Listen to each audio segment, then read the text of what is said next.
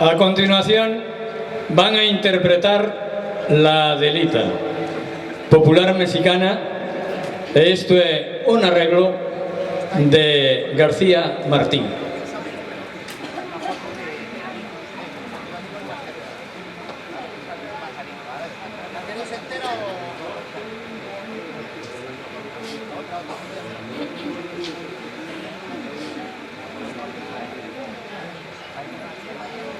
En lo alto de una bruta serranía, acampado se encontraba un regimiento y una moza que valiente lo seguía, locamente enamorada del sargento, popular entre la tropera Adelita, la mujer que al sargento idolatraba, que además de ser valiente era bonita, y hasta el mismo coronel la respetaba. Y se oía que decía aquel que tanto la quería. Bom, bom, bom, bom, bom, bom, bom, bom, bom. Y si Adelita se fuera Sonora, la seguiría por tierra y por mar. Si por mar en un buque de guerra, Y si por tierra en un tren militar.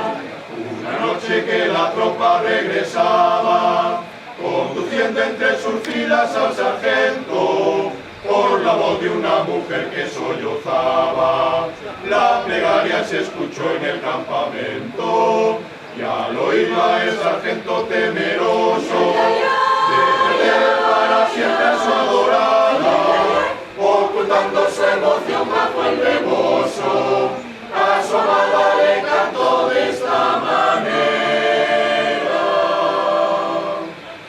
y se oía que decía aquel que tanto La quería.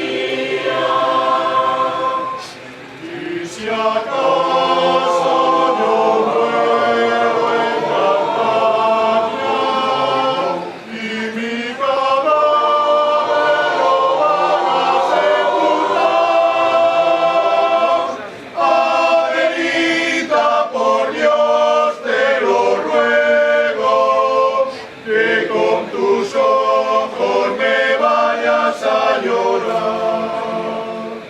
Y si Adelita quisiera ser mi novia, y si Adelita fuera mi mujer, Le compraría un vestido de seda para llevarla a bailar al cuartel.